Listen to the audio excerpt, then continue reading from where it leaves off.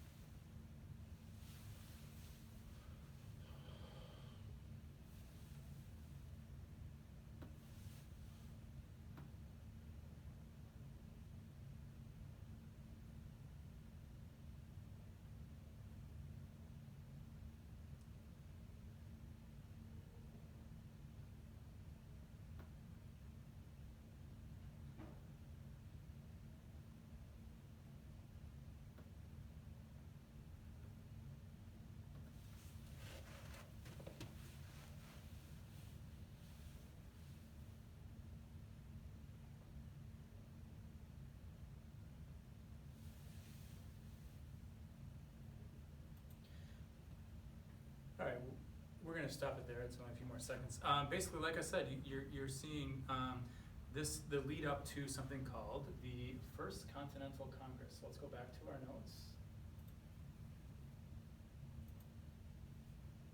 So, like I was saying, instead of dividing people, this law, the Intolerable Acts, ends up kind of bringing the colonies together. And so what they decide to do, and they were just kind of talking about that there at the end of that clip, is they decide that there should be basically a national meeting, and they're going to call it the First Continental Congress. There's going to be representatives from all the colonies that will meet to talk about what do we do? What's going on in Massachusetts isn't good. We need to figure out what to do about it.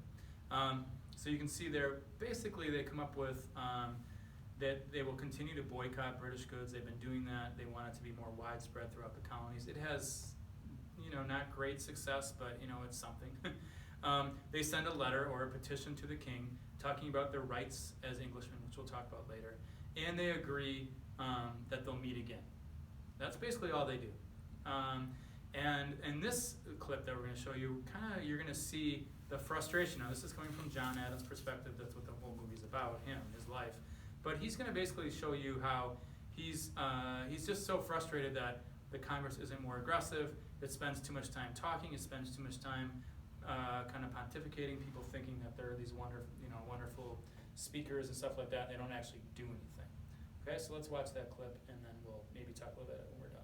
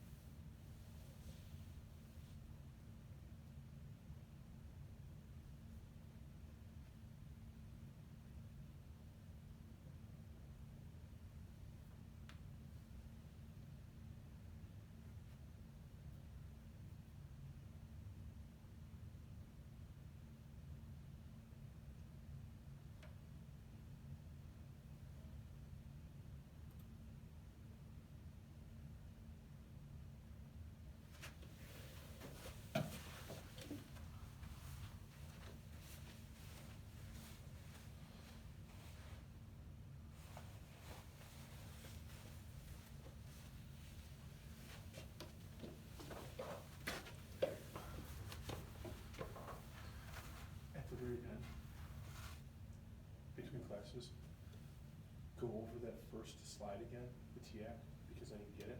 Okay. I don't know if I'll end up putting this will be in. Okay.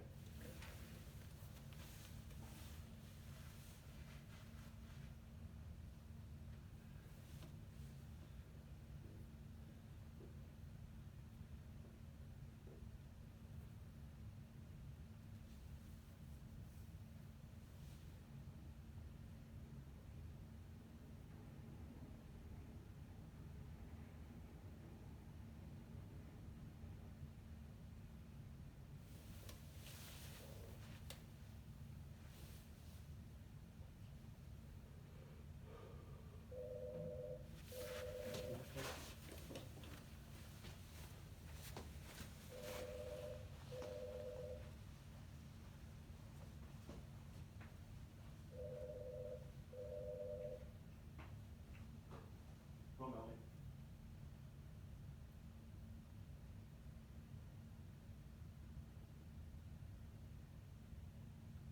He's probably going to the wrong place. It's 3SS is where he should be going. No, it doesn't matter, just 3SS. You betcha.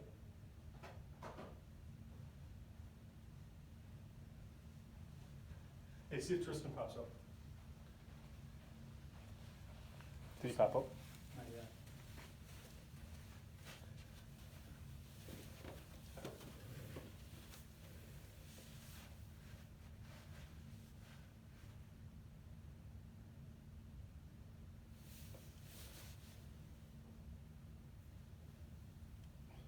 God save the king. God damn you. Not yet.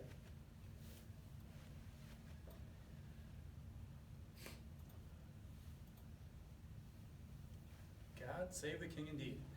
All right, like I said, hopefully you sense that frustration there. And I think we want to show you that just because this was not something that, this whole idea of independence and a revolution was not something that just happened overnight. That just, everybody was like, oh yeah, let's go. I can't believe what they did to Massachusetts. Let's get the British. It didn't happen like that. And that's kind of what you see there. And you see the frustration. That great line where Adam says, basically what he's saying is if somebody in the Congress made a motion that 2 + 3 = 5, we'll spend 2 days talking about it until we finally vote on it and agree, yeah, 2 + 3 does equal 5. So basically saying, we talk about a whole bunch of stuff, but we don't really get anything done. Okay, so that's 1775. There's something else really important that happens in 1775, and for that, Mr. Ginther is going to take over.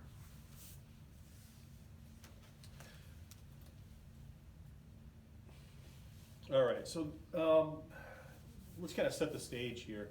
Boston right now is occupied by the British Army, and they want to make sure that the colonists are kept down. There's all these committees, and there's these groups of people, insurrectionists that are kind of causing problems for them, and they're worried about things kind of spiraling out of control.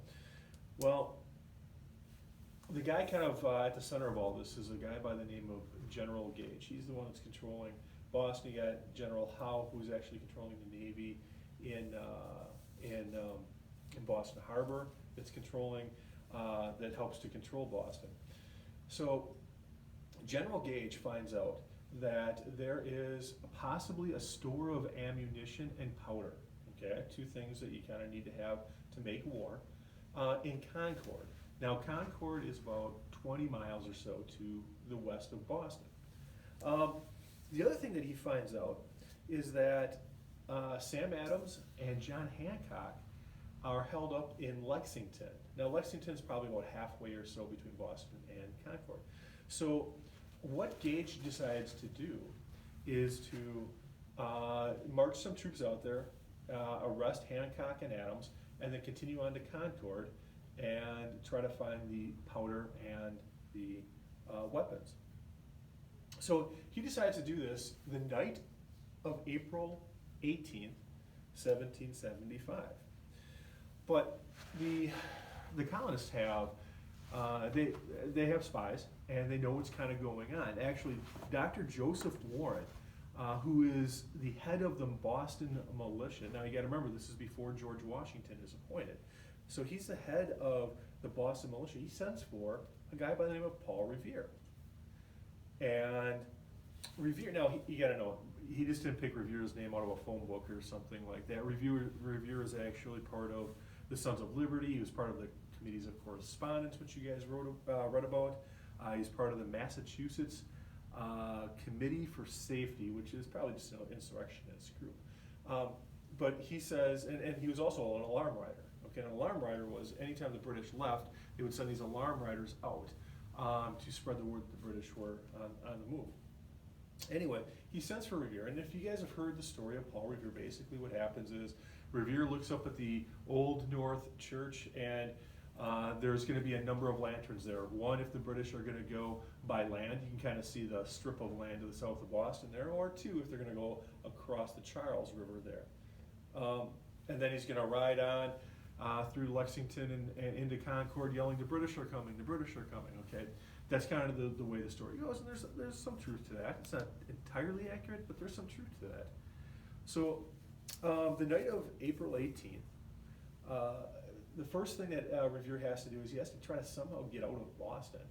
And he does this by rowing across the Charles River into Charleston. You can see Charleston is dead north of Boston there on that map. And when he gets over there, he meets with a guy by the name of Colonel Conant. Now, Colonel Conant is a high-ranking person in the Sons of Liberty. And he said as Revere was actually roaring across, he saw that signal light that went off. So Revere knew, that the British were actually on the move. So Revere takes off, and he rides through. Now, he probably would not have been yelling, "The British are coming."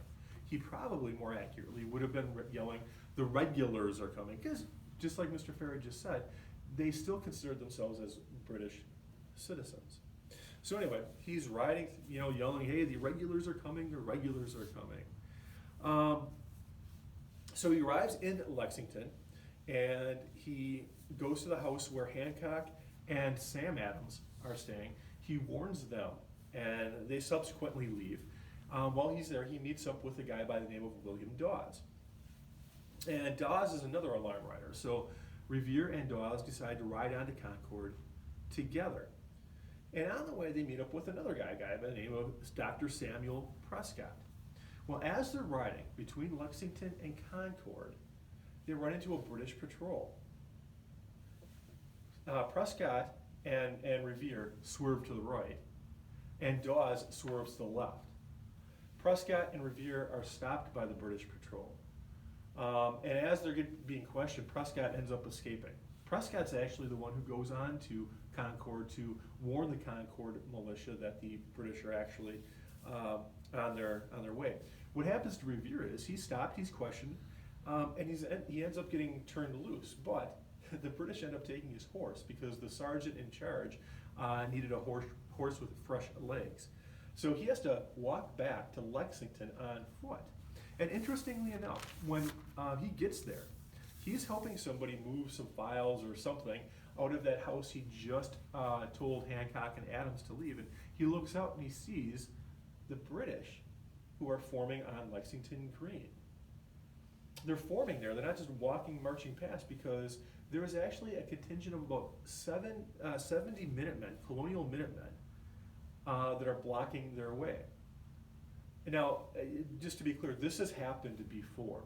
The militia, the colonial militia, will sometimes kind of stand there, they'll bluster a little bit, and then usually what happened is they just stood aside and the British Army would march on through. This was a little bit different though, because the colonial militia weren't moving. In fact, they were staying there, and there was a bit of a standoff that was happening.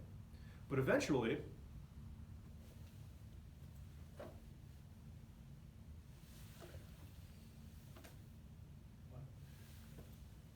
okay, my sound effect guy back there is he's asleep at the wheel. Sorry. So imagine Mr. Fair just made a lame gun sounding sound effect, okay? Or whatever, chee, however he makes those sound effects. All right. So anyway, there's a gunshot that goes off. A single shot at Lexington. This is actually one of the most famous shots in world history. It's called the shot heard round the world. And we're going to get more into this. We'll explain more of it later on and get into the depth. But here you go. Here's kind of your two-sentence explanation of what the shot heard round the world is. It was a shot that started the American Revolution. And because of the American Revolution, the United States formed a democracy. Okay, and we'll talk about the importance of that once we get into the Constitution. But this democracy thing was new. People, remember, every place had a monarchy at this time. But because the United States formed a democracy, other countries looked at how the democracy ran and they ended up liking it. And the democracy, the concept of a democracy spread around the world. Okay, but it all started with that single shot in Lexington. That's why it's called the shot heard around the world. Okay, I'm sorry, I know that was more than two sentences, but hopefully you got it. Okay, like I said, we'll revisit that again later. So after that shot is fired, several more shots are fired, and the Americans end up running off. When all is said and done, 8 Americans are dead, 8 more wounded, 1 redcoat is wounded. So, you know, in terms of the grandiose battle, it is not. Okay, it may be a skirmish. Okay, gunshots fired, but it was just the idea that single gunshot there that was fired that really started the American Revolution that spread democracy around the world. Anyway, the Americans, they stand aside, they run away. The British continue on to Concord. Now remember, this is where they're going to go to find that store of ammunition and powder. And when they get there, they can't find anything. And it probably because Prescott had gotten through, he warned them, and they ended up moving the powder and weapons. But the British, kind of in frustration maybe, start pulling furniture out into the streets and burning furniture. Well, the militia, the colonial militia, had fled to the hills just north of town. And as they're sitting there and watching Concord and watching the British occupy Concord, they see this smoke coming up over the buildings, and they start to get worried. They think that the British are actually burning down Concord. You got to remember, this is the Concord militia. This is where their homes are, their families, and so now they're really concerned, and they feel pressed to do something. And so the Concord militia comes out of the hills, and they meet about 10 British regulars who are standing at the North Bridge, the old North Bridge. And if you go to the old North Bridge, to this day, there is a monument there that marks what happened. And you can actually take a path down there, and you can walk the same road as the Americans walked to out of the hills. Anyway, the Americans fire on the British. The British end up retreating back into the city, regrouping, and then deciding, you know what, there's not any weapons stored here, so we're just going to leave the city. So they end up marching back to, and you kind of see on that map, their route. They end up marching back to Boston. It's about 20 miles or so. But the entire way, they are harassed. There's estimated, I've heard anywhere between 3,000 and 4,000 colonial militia that come out to take pot shots at the British. They basically will take shots from them in the woods and then just kind of dissolve back and leave. By the time the British ended up getting back to Boston after that 18 to 20 mile hike, there were 73 British regulars that had been killed, and there was 174 wounded. So when news got back to the king about this, you can imagine what he thought. You know, he said he saw these people as traitors at this point. He said the colonies are in open rebellion. They're shooting. They're firing on our own soldiers. What else would you call that? So that is Lexington and Concord. And then, sorry, Mr. Fair. So in order to kind of patch things up with the king, the colonists, much to the chagrin of John Adams, decided to meet again. Yes, so they decided to meet again. So this is only a month after Lexington and Concord, okay? And again, it's okay, so how do we react to that? What do we do to that? Now, John Adams is going to go there, and he's going to basically be saying to the Congress, we have war going on. We have our city under siege, which we're going to talk about. And we need help from the rest of the colonies. The militia isn't going to be able to hold them down for long. He's looking for help. He's looking for guns. He's looking for money. He's looking for help from the French even maybe. He's looking for a full Continental Army. And what you're going to see again is that the Continental Congress and the rest of the colonies aren't really ready to dive in head first to a potential war. You know, this is only a problem still that's happening in Massachusetts. So what comes out of the Second Continental Congress, what becomes known as the Olive Branch Petition, a letter sent to the king extending an olive branch, which means extending peace in exchange for him backing off on some things.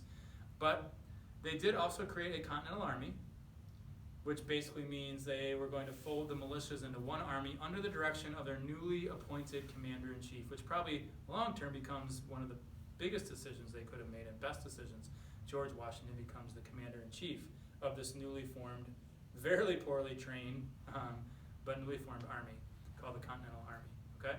Now we're gonna watch a scene again. You're gonna hear them talk about independence possibilities, but this is this is still a year before the Declaration of Independence, which we'll get to sometime next week.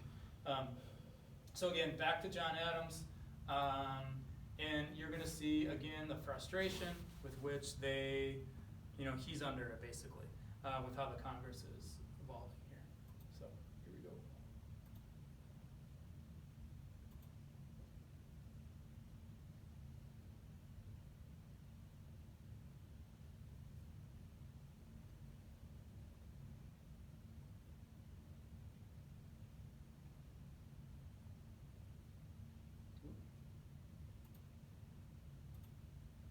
I'll go to the right one this time.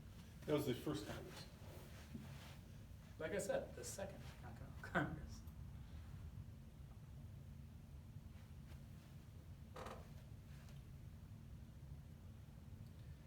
I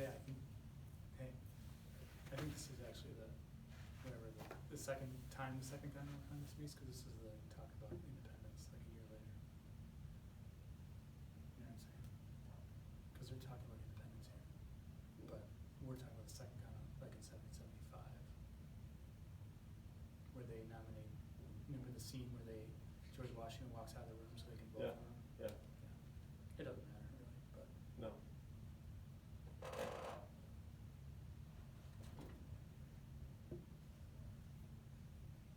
You're right, yeah.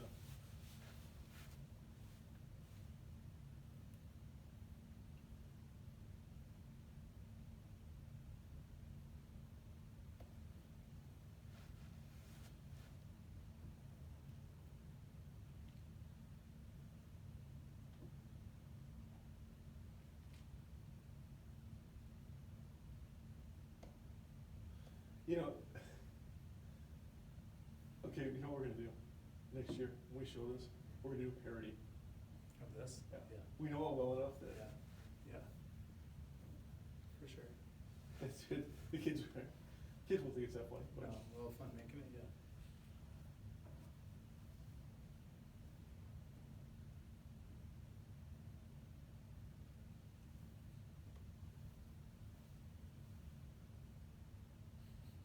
I wanna do that. Arms and men. so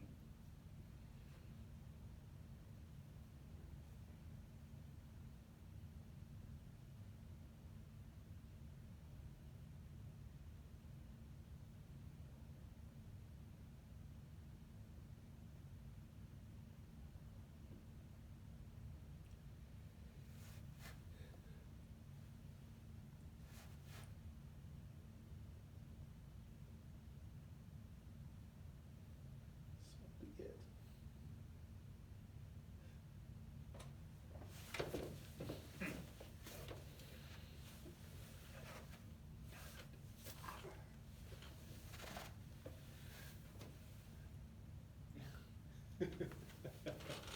Yeah, that's great. All right, so the main point to take away, like I said before, was that there is not agreement here. Now that actually, to be honest, that scene there is portraying further on down the road, after they've already done these things that are on your screen there. This is when they're debating whether to declare independence, and we'll talk more about that later. But again, even when they're a year past what we're talking about right now, they're still debating and still, obviously visceral disagreement between the colonies on whether they should actually declare independence and move to basically full war. So, all right. But with our timeline, we are in May 1775. We are approaching something that becomes known as the Battle of Bunker Hill, and we're back to Mr. Gitter. So here's where we have to understand again what's going on. We still have Boston that's under siege. This is after obviously Lexington and Concord. And the British understand that if somehow these colonial militia are able to get some cannons and take some high ground around Boston, they could place their cannons and drive the British Army out of Boston Harbor. And if they do that, then they can't protect their soldiers in Boston, and then they would lose Boston. So the British are going to kind of hatch a plan, I guess, for lack of a better way to say it, to take Breed's Hill. Now, this has become known as the Battle of Bunker Hill, but actually most of the fighting took place on Breed's Hill. Anyway, June of 1775. Well, again, the Americans find out that the British are going to take Breed's Hill, and so they send a contingent of 1,200 colonials under the command of Israel Putnam and Joseph Warren and William Prescott up Breed's Hill to fortify it. Now, you have to understand that they didn't really, they didn't have a whole lot to fortify it with. It was mostly earthenworks, digging and then moving sod and things like that. It wasn't anything fancy.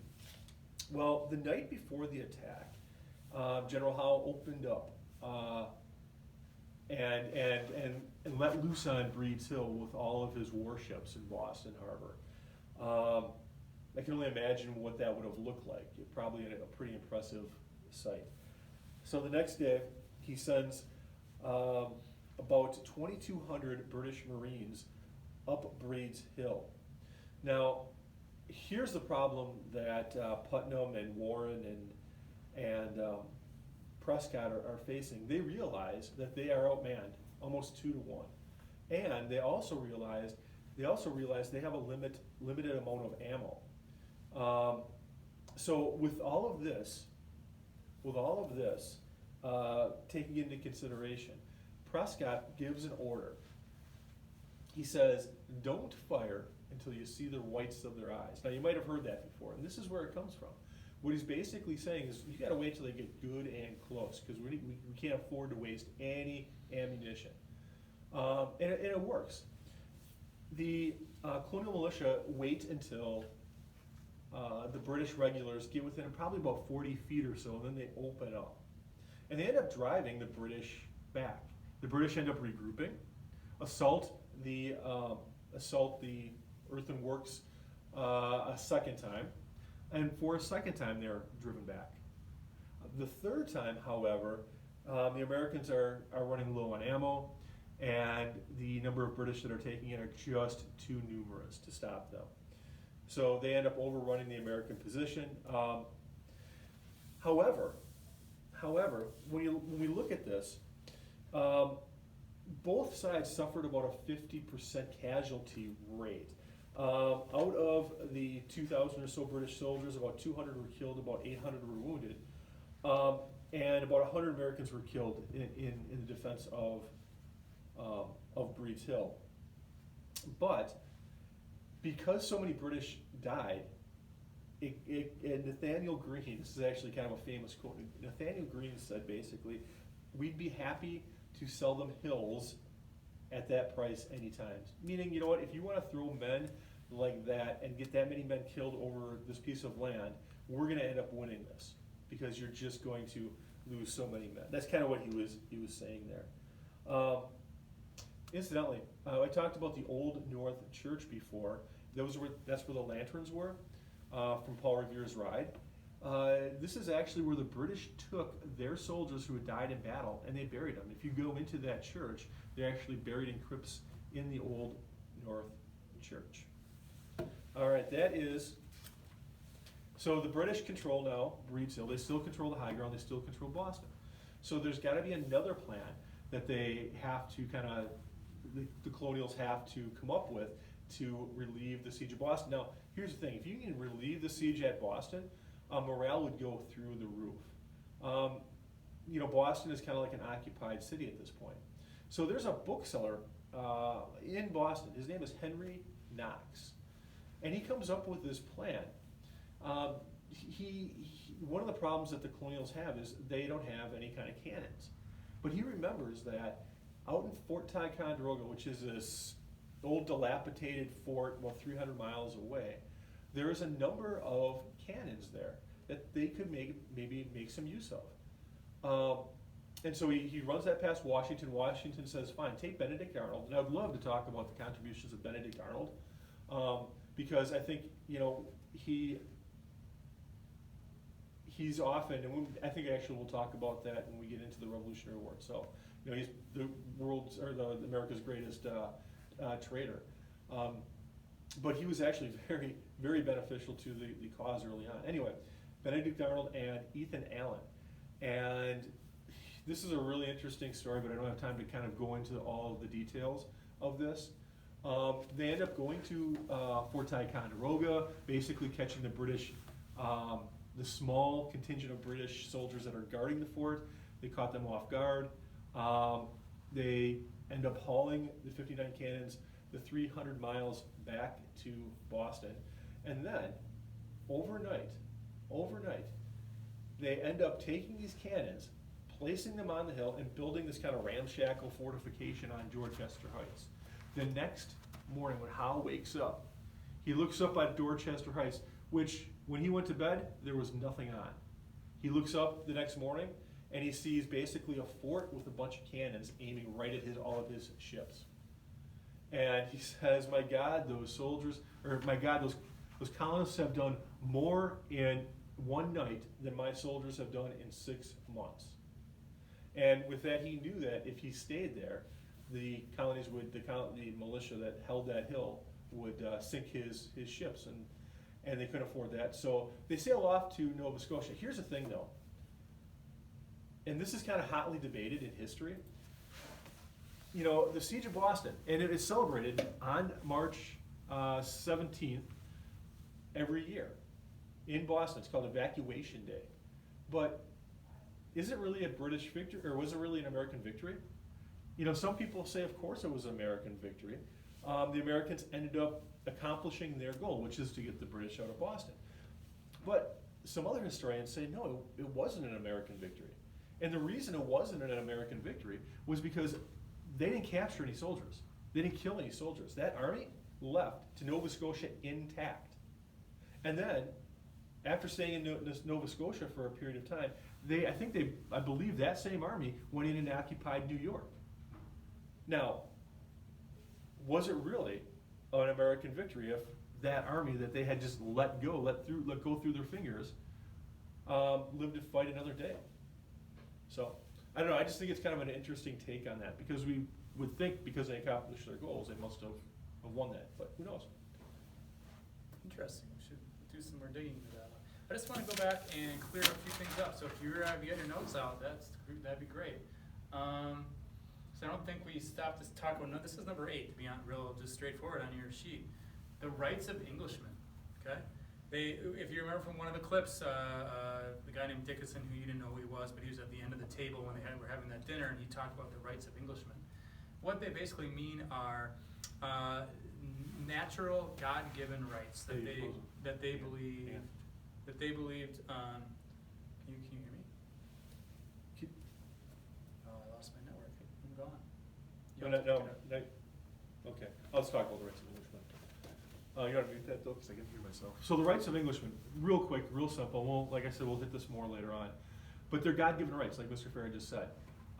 They're God-given rights, and if it's, and the philosophy here is, if those are rights given to a person by God, then a king cannot take those rights away.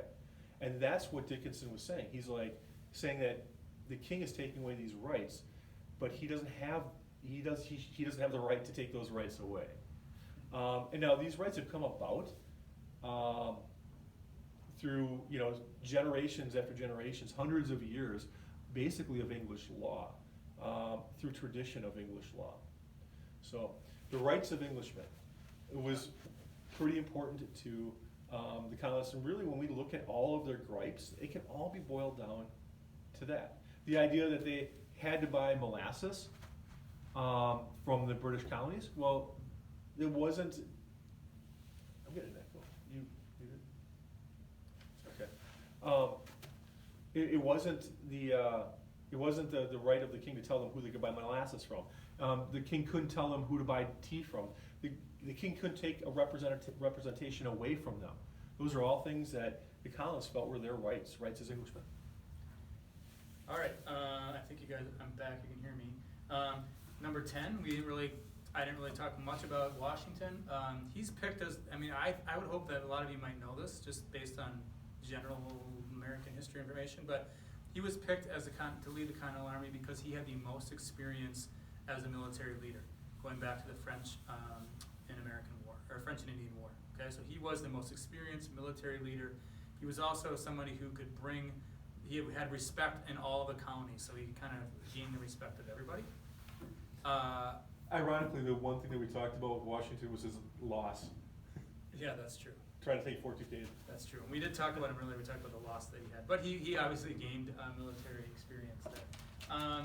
So lastly, if you've been following along in your notes, you have 2 questions that we didn't get to.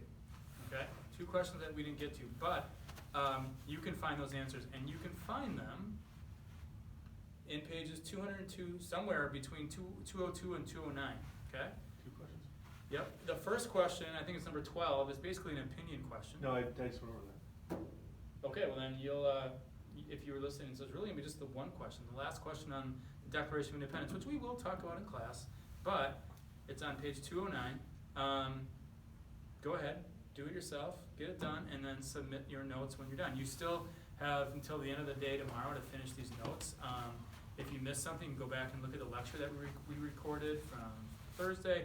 We're recording this one right now. We'll post that so you can catch up if you're missing something during today's class, if you weren't paying attention closely enough or whatever, okay? But get those submitted by the end of the day tomorrow. And I think that's all we got for you guys. Have a great rest of your day, and we'll see you, have a great weekend too. Thanksgiving and all that stuff. Bye.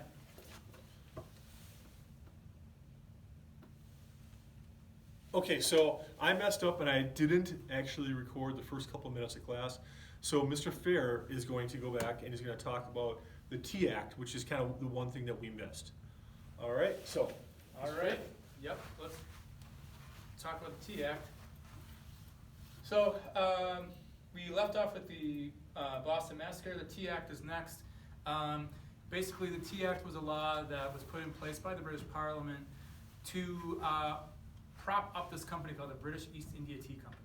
It's kind of complicated, but for our purposes, we just need to know that that's what they were trying to do. They were trying to save that company, and in return, what the colonists were upset about was they saw it as an unfair monopoly for this one company. They saw it as taking away their rights to buy tea from other companies, maybe smaller companies that they were doing business with.